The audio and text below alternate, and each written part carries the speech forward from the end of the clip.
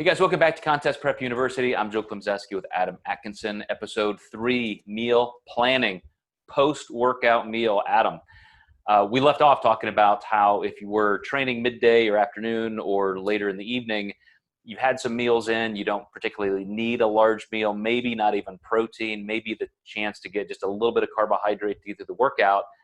For me, that's why protein becomes really paramount. I have gotten in the habit of simply, because of my schedule, always having a shake post-workout because I want that digestibility. I have protein powder in my oatmeal in the morning. Then I have a solid meal for lunch, a little pre-workout. So it's another good place to then have a liquid or powder-based protein meal just for digestibility and spacing that out with whole food. So that works for me. But as you mentioned last time, whole food's fine.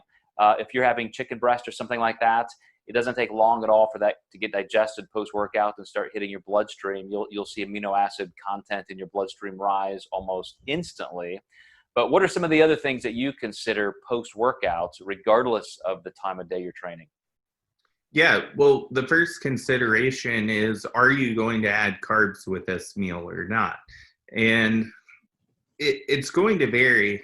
Me and you work with a lot of different body types. If somebody has extra time for fat loss, they can consume carbs post-workout.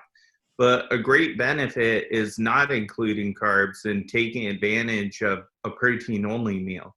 That's actually going to keep the VO2 max elevated post-training. So I don't think you're going to see this on the scale immediately, but over the accumulation of time in doing this, keeping that VO2 max elevated post-training is actually going to utilize body fat for fuel and recovery. And that protein synthesis from just the protein is going to help starve off any catabolic effects of training. So you can actually utilize that. Again, small effect of starving off catabolism, taking advantage of the higher VO2 max, but you should be able to theoretically over time lose body fat just a little bit faster here.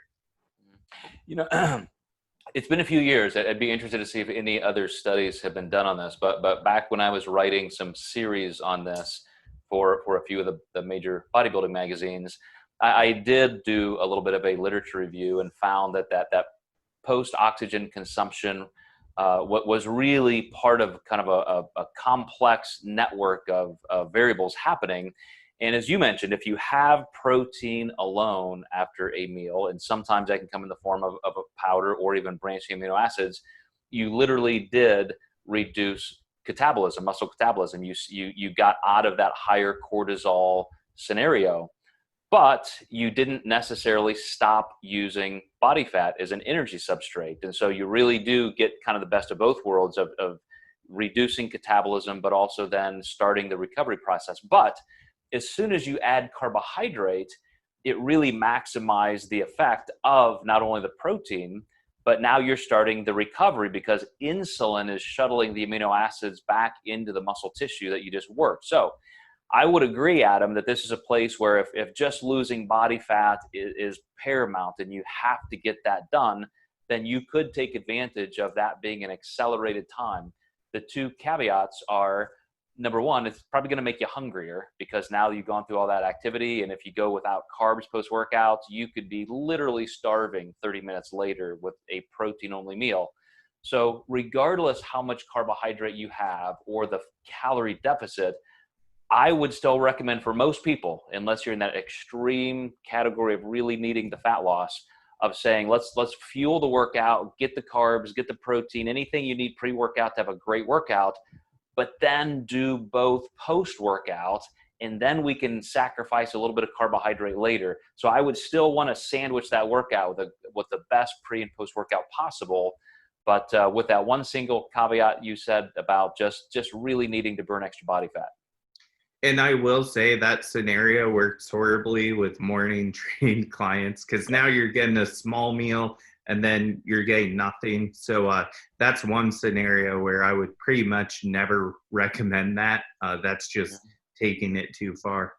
But to be just totally shredded, if you work in the evening and you can get by. Let's say you train kind of late, and so you have a meal, which would be your post-workout, and then you're going to bed within a couple hours.